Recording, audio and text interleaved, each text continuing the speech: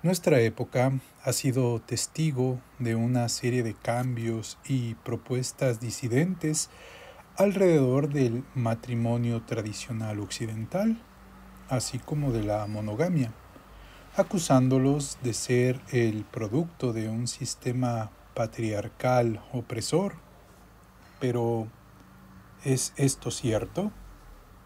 En el video de hoy, el bonobo buscará ir un poco más allá de estos argumentos y emprenderá la búsqueda de una explicación y una respuesta a tan complejo e interesante problema. ¿La monogamia humana es natural? Para ello nos hemos acompañado de las ideas de Helen Fisher. Estamos seguros que los argumentos que aquí escucharás y las conclusiones a las que llegaremos te sorprenderán. ¿Nos acompañas?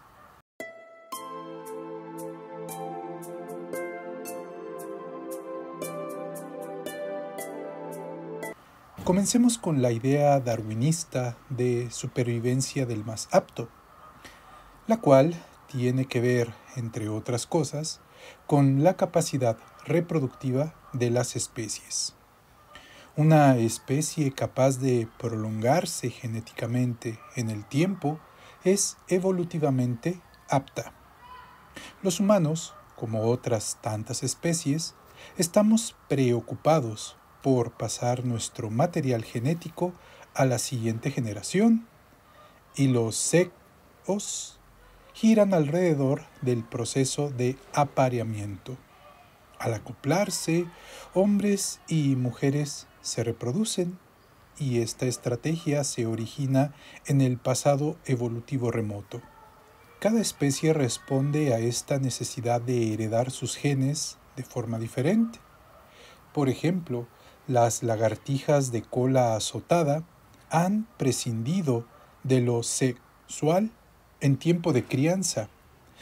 Cada espécimen pone de 8 a 10 huevos sin fertilizar, los cuales empollará y de los cuales eclosionará una réplica exacta del individuo original.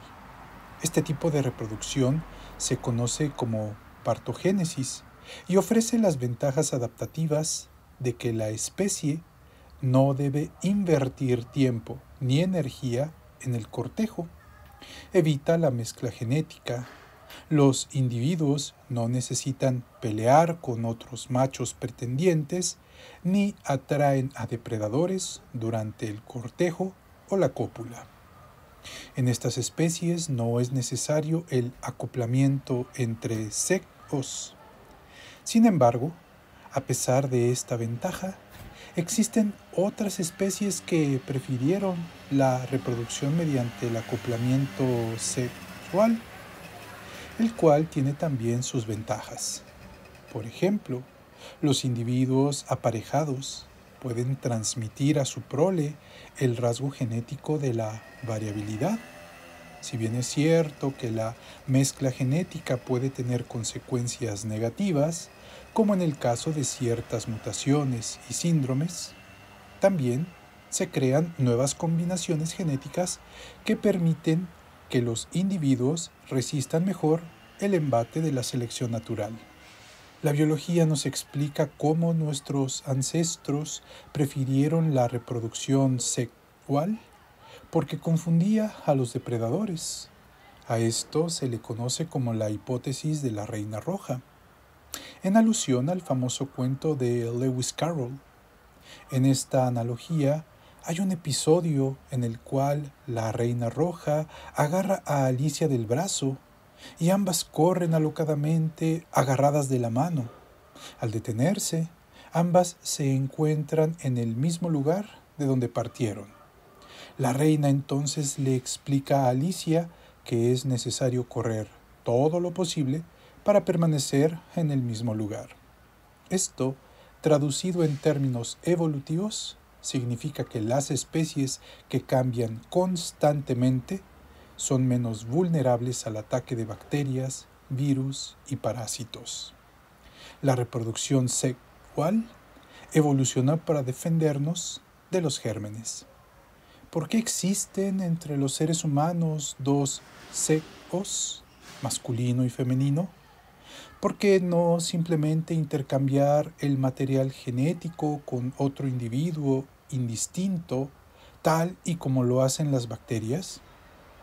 Los organismos simples se juntan para intercambiar su ADN, donde A puede aparearse con B, y B con C, y C con A. Todos pueden hacerlo con todos, pues no hay diferencias sexuales. Pero nuestros antepasados sí se diferenciaron en dos grupos mayoritarios, en hembras con grandes y pesados óvulos que contenían material genético y machos con espermatozoides pequeños y ágiles, también con su respectiva información genética. Una explicación de esta diferenciación es que, al principio, nuestros remotos ancestros eran semejantes a las bacterias, aunque de mayor tamaño y multicelulares, los cuales producían gametos que contenían la mitad del ADN, de manera que cada espécimen tenía gametos capaces de combinarse con otros gametos. Algunos organismos multicelulares pudieron diseminar en el caldo primordial grandes gametos cubiertos de citoplasma nutritivo, en tanto otros esparcieron gametos pequeños y casi desprovistos de estos nutrientes. De manera tal que, cuando estos gametos pequeños y casi sin nutrientes se juntaron con los otros gametos grandes y llenos de nutrientes, pero torpes para moverse, se dieron cuenta que podían sobrevivir mejor en las precarias condiciones de aquel caldo marino. Con el tiempo evolucionaron dos sexos por separado, uno portando óvulos y el otro esperma. Dejando de lado que hay aspectos objetables en esta teoría, lo cierto es que es un hecho que hace miles de millones de años aparecieron seres con dos gametos complementarios y separados, cuyas crías eran diferentes y pudieron multiplicarse a lo largo de la historia evolutiva. Hay especies que pueden reproducirse sexual y asexualmente, como las fresas, que cuando se sienten a salvo y en un entorno estable, se clonan. Cuando el espacio es escaso, florean y se aparean. Los gusanos de tierra se valen de otra estrategia, pues son al mismo tiempo macho y hembra y pueden autofecundarse.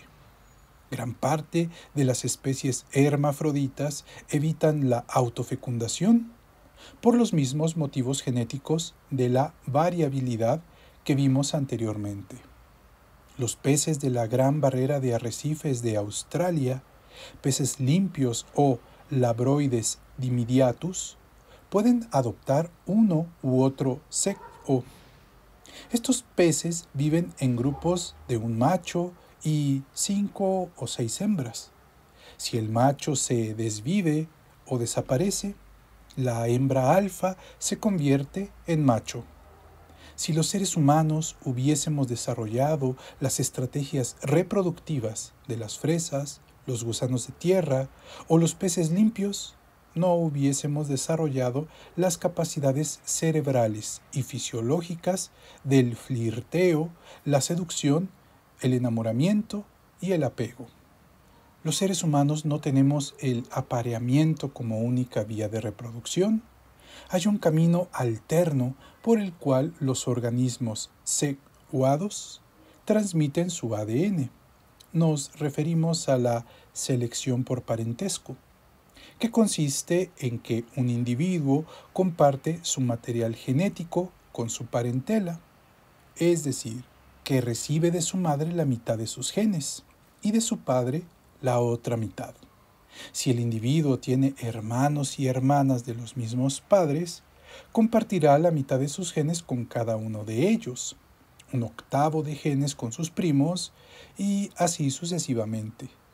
Al pasar su vida criando a parientes genéticos, hombres y mujeres cooperan en la transmisión de su propio material genético, pues al sobrevivir los parientes genéticos, ellos también sobreviven. La forma más directa para la continuidad genética es el apareamiento. Todos los rituales humanos relacionados con el galanteo y la cópula, casamiento y divorcio, son guías mediante las cuales los humanos se seducen entre sí, con la finalidad de reproducirse, aparejándose con un solo hombre o una sola mujer a la vez, es decir, mediante la monoginia. Pero también puede pasar que los hombres tengan varias mujeres de manera simultánea o poliginia, o que las mujeres tengan a varios hombres al mismo tiempo o poliandria. Y en estas opciones podemos ver las distintas formas de alianza matrimonial humana. La monoginia se entiende como la costumbre cultural de tener una sola esposa por vez. La monandria como la costumbre cultural de tener a un marido por vez. Por su parte, la poliginia es la costumbre cultural de tener a varias esposas al mismo tiempo. En tanto, la poliandria es la costumbre cultural de tener varios maridos al mismo tiempo. Como te darás cuenta, la monogamia significa un solo cónyuge, mientras que poligamia significa varios cónyuges, lo cual no significa de ningún modo que ambos términos impliquen el apareamiento. O sea, que ni la monogamia ni la poligamia significan fidelidad. Esta confusión se debe a que es común usar la palabra monogamia de forma incorrecta. En realidad, la monogamia implica la costumbre o regla de casarse con una persona a la vez, lo que no significa que la pareja deba ser fiel sexualmente entre sí. Para los zoólogos James Wittenberg y Ronald Tilson, el término monogamia designa una asociación a largo plazo y una relación de apareamiento exclusiva entre un hombre y una mujer. Pero la fidelidad no es un aspecto central en esta definición. Estos investigadores agregan que con la palabra exclusiva quieren decir que la existencia de apareamientos ocasionales fuera del vínculo de pareja, es decir, los engaños, no significa que la monogamia no exista. La monogamia y la fidelidad no son sinónimos.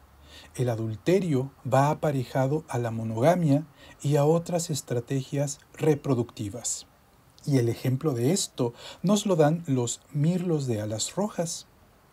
En esta especie, los machos controlan un enorme territorio pantanoso en época de apareamiento.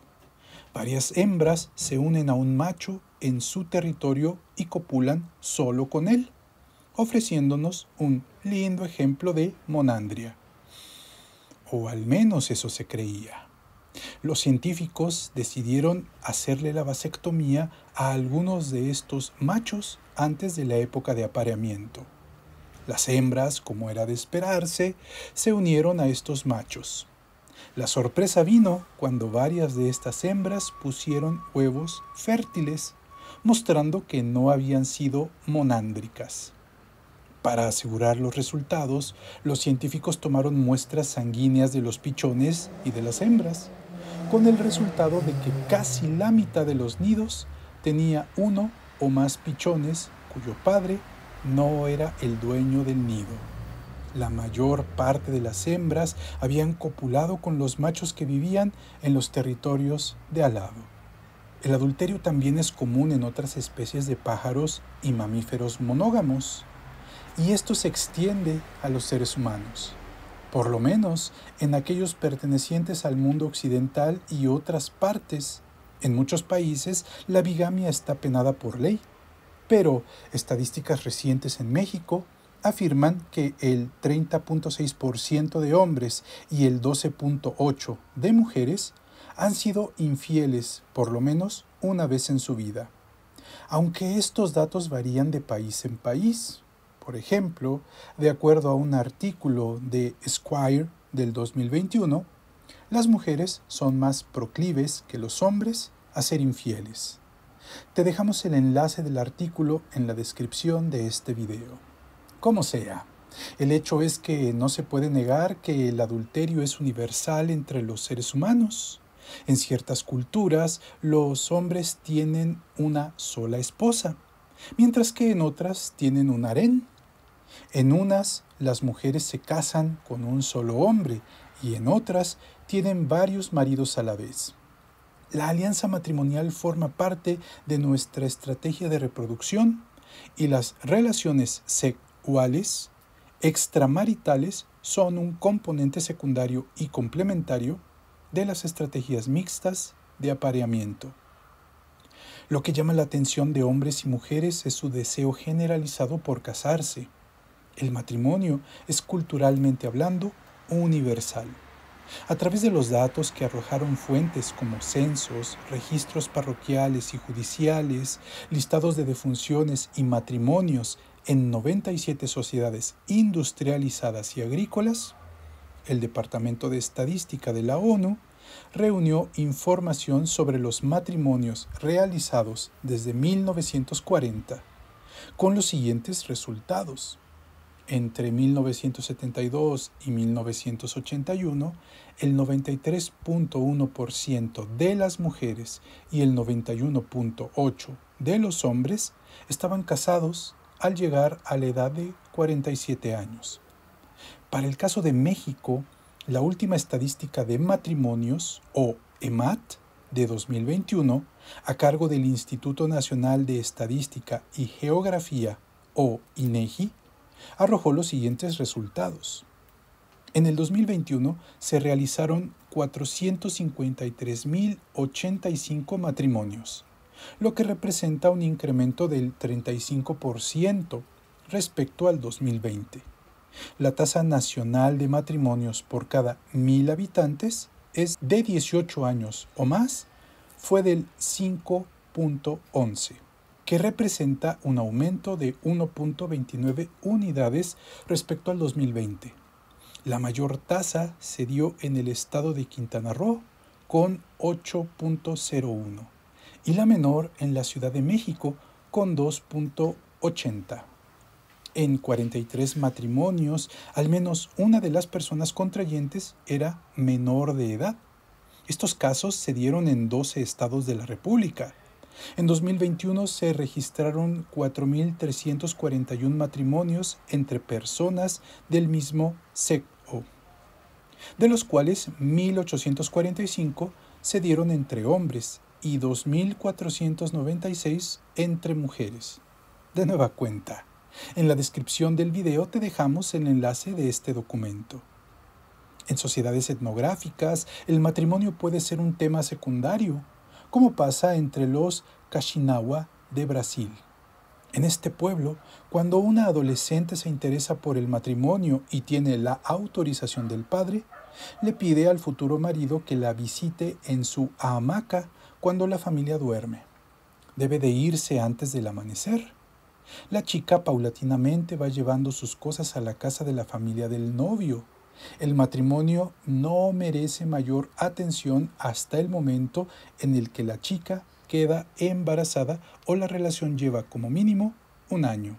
En la India, los padres eligen el marido a su hija antes de que ésta aprenda a caminar.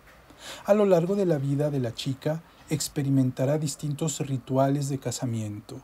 Una vez consumado el matrimonio, las familias de los esposos siguen intercambiando propiedades de acuerdo a los términos negociados años atrás. Y si bien las costumbres respecto al matrimonio, la mayoría de hombres y mujeres se casan. Y en el caso de sociedades tradicionales, es el matrimonio el que marca el inicio de la vida adulta. Los individuos solteros son raros. Sí, por un lado es cierto que la monogamia es una elección mayoritaria entre los seres humanos, también es cierto que un grupo pequeño de personas eligen otras opciones. Los seres humanos somos muy variables respecto a la sexualidad.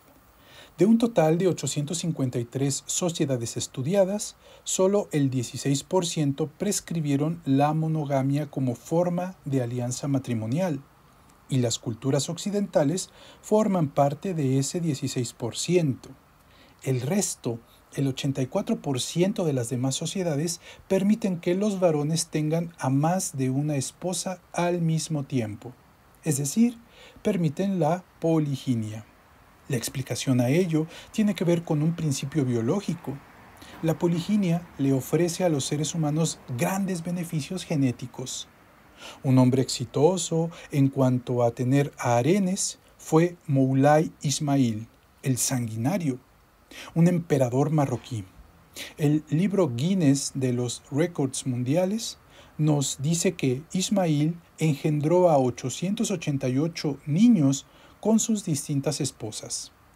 Pero este no es, ni por mucho, el único caso exitoso.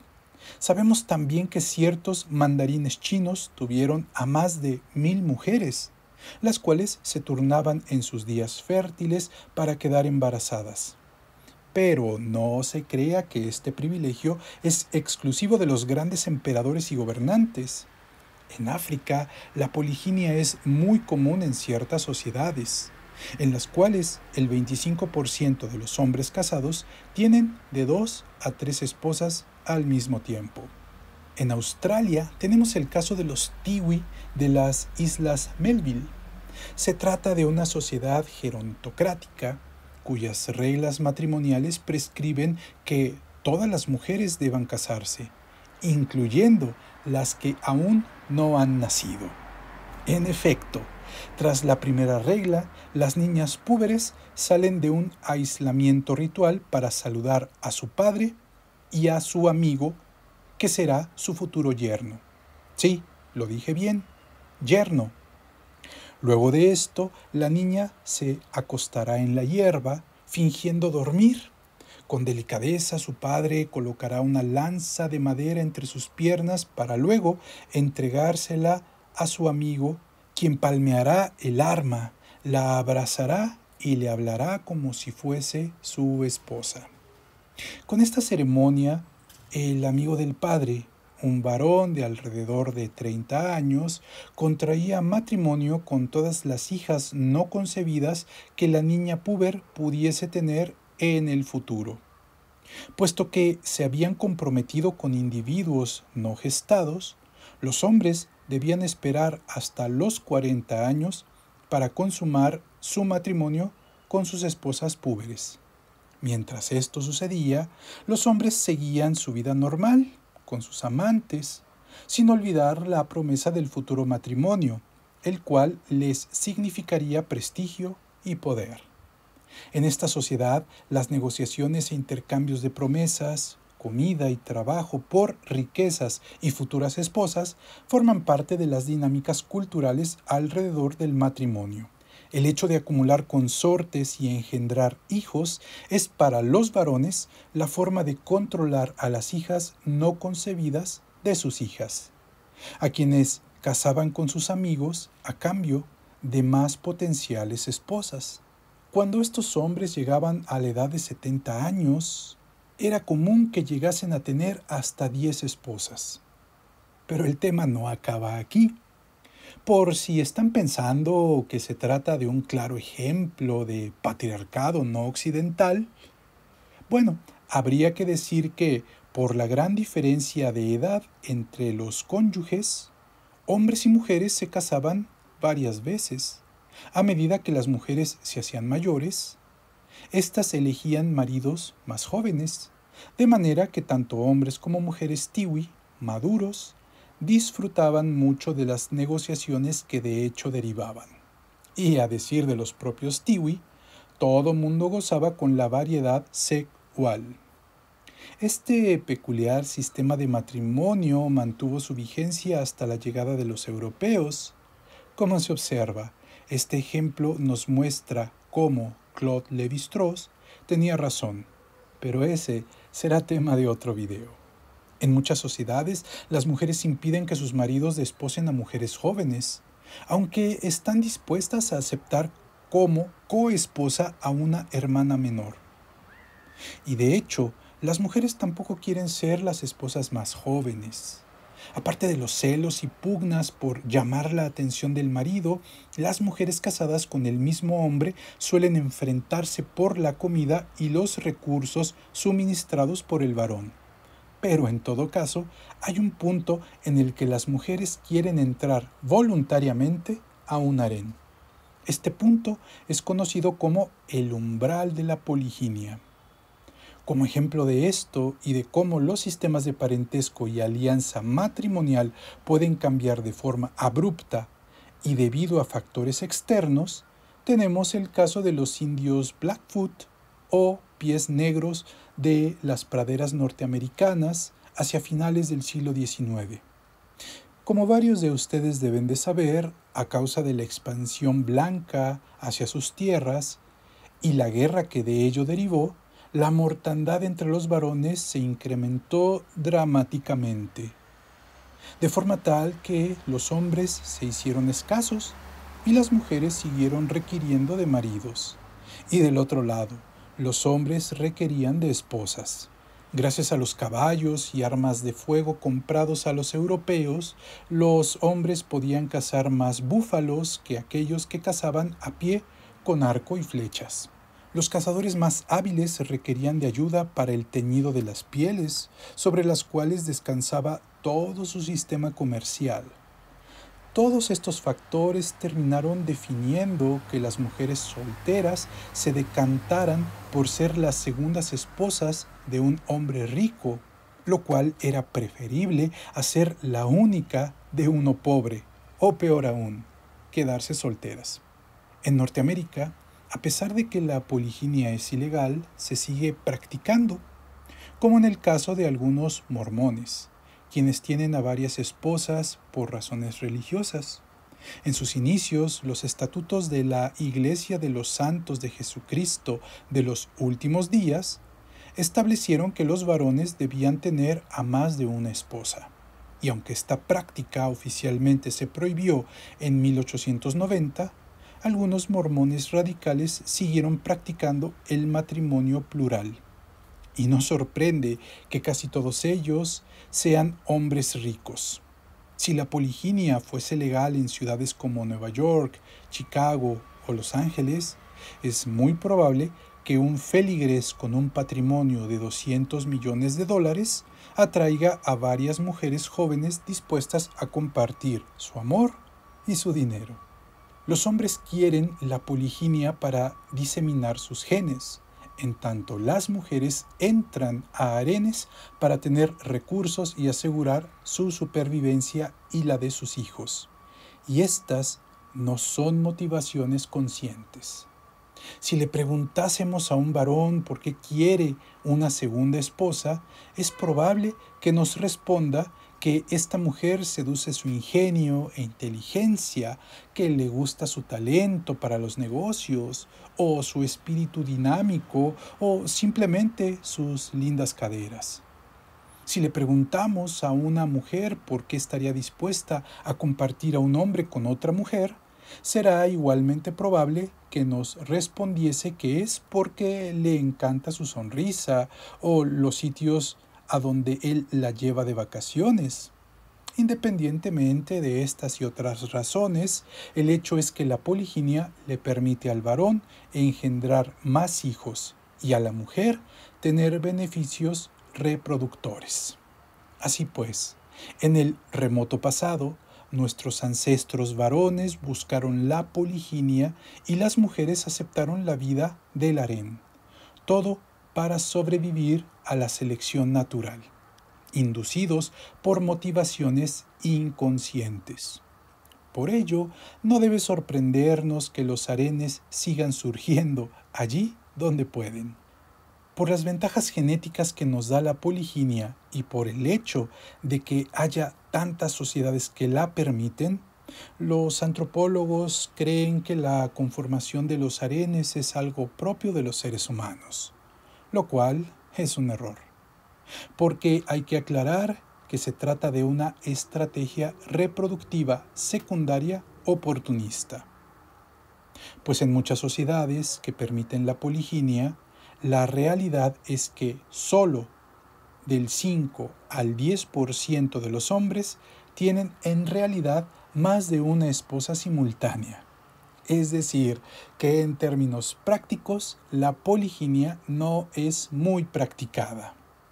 Después de estudiar a 250 sociedades, George Peter Murdoch llegó a la conclusión de que, si bien estadísticamente las sociedades son mayoritariamente monógamas, casi todas ellas preferirán a la poliginia.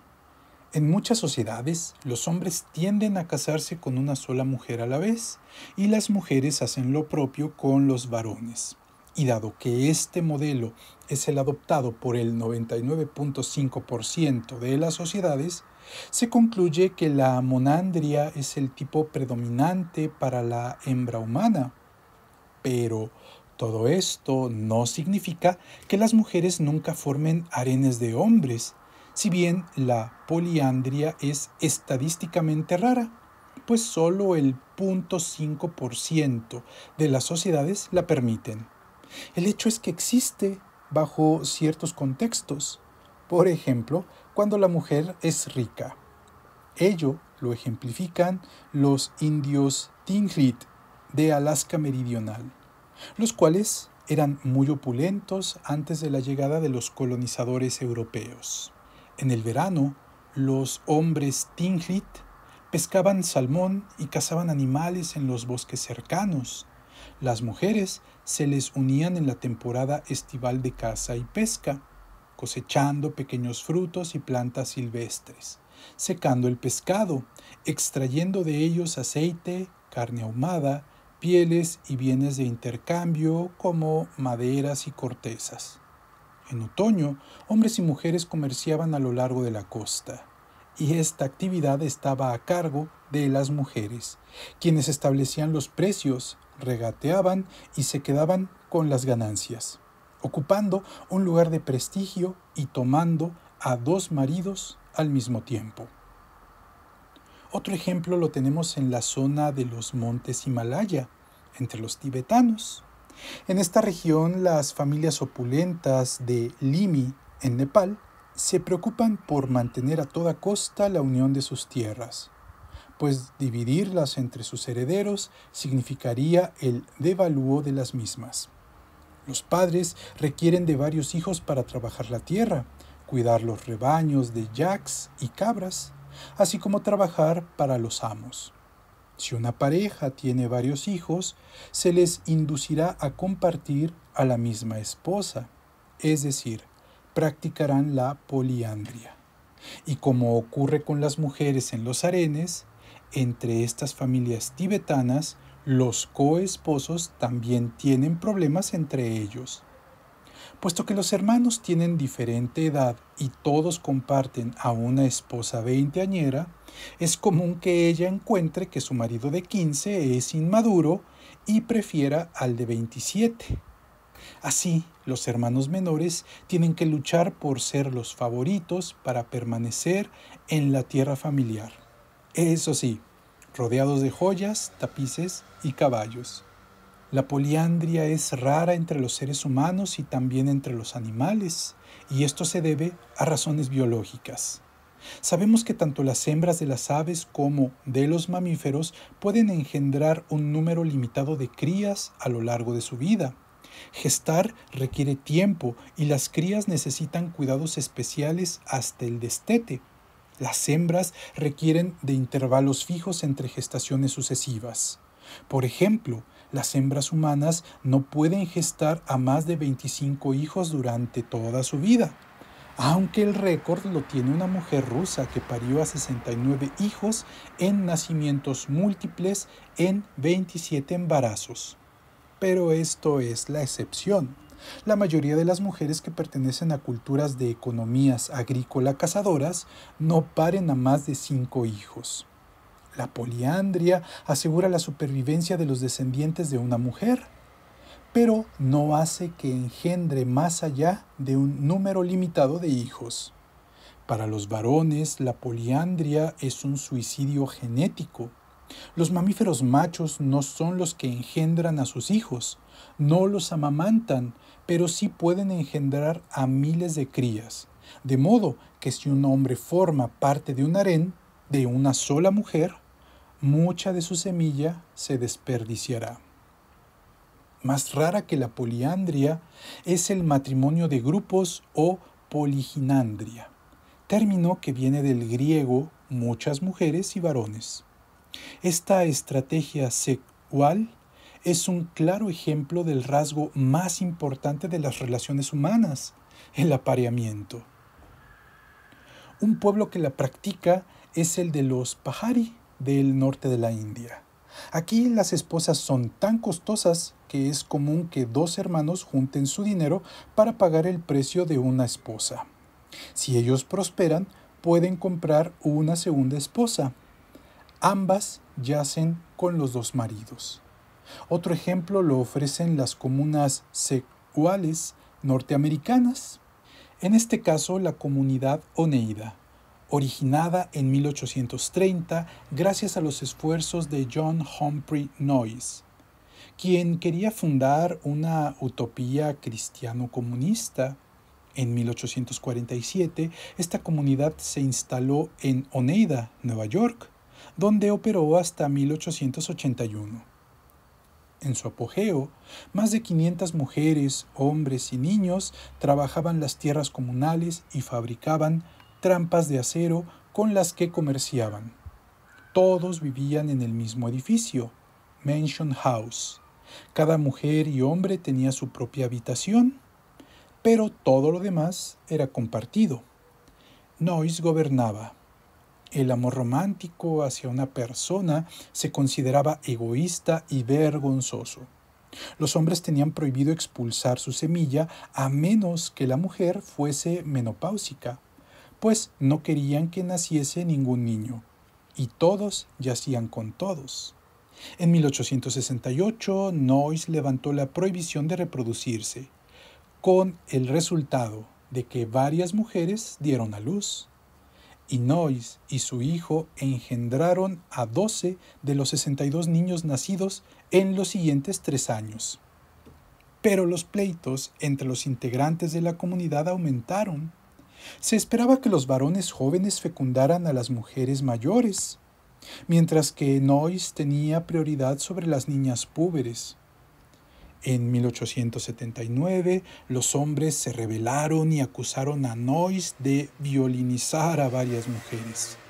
Noyes huyó y en poco tiempo la comunidad desapareció.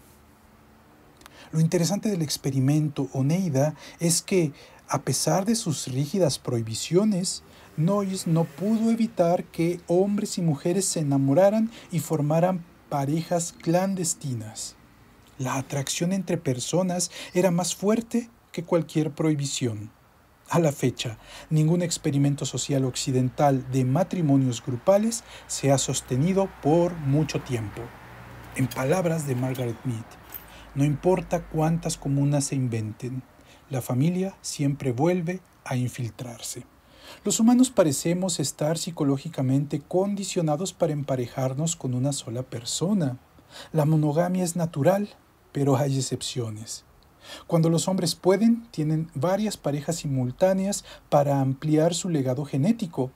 La poliginia también es natural.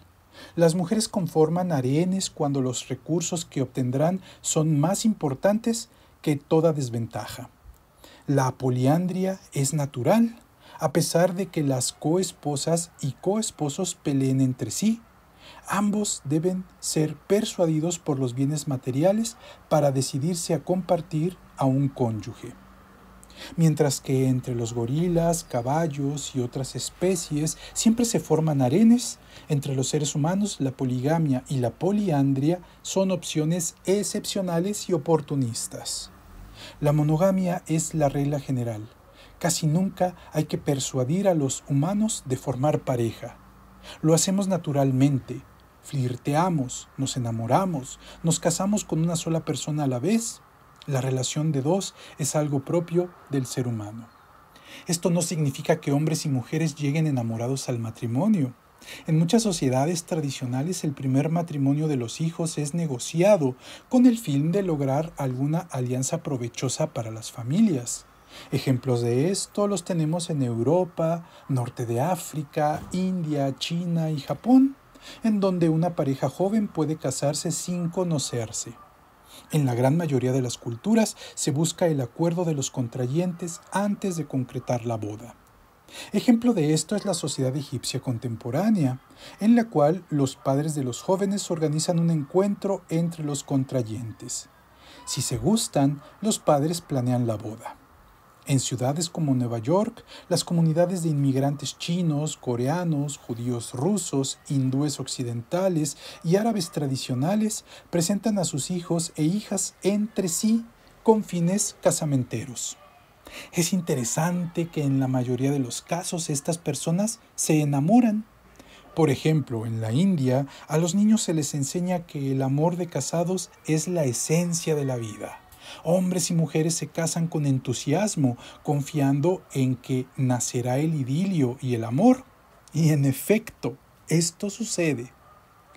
Esto no sorprende, puesto que, como vimos en otro video, el amor puede ser provocado por una mirada, una sonrisa o un toque. La estrategia de reproducción humana básica es la monogamia y el vínculo fundamental sigue siendo el amor. Incluso allí donde existe la poliginia y la poliandria, hombres y mujeres tienen a su preferido o preferida. En comunidades de sexualidad libre, las personas tienden a formar parejas, a pesar de que la posmodernidad y el feminismo radical se esfuercen en condenar al matrimonio monógamo como una imposición estricta del patriarcado. Esto no impide que el amor romántico emerja. Las personas siguen consumiendo relatos románticos en novelas, series, canciones, teatro o películas. Cantan canciones románticas, concretan citas, se divorcian de quienes nunca amaron, eligen a sus cónyuges y a todo esto le llaman amor libre. Pero, ¿y tú qué piensas? No olvides dejarnos tu opinión en la caja de comentarios. Si este video ha sido de tu agrado, no olvides darle like, suscribirte y activar la campanita de notificaciones. Saludos y hasta el próximo video.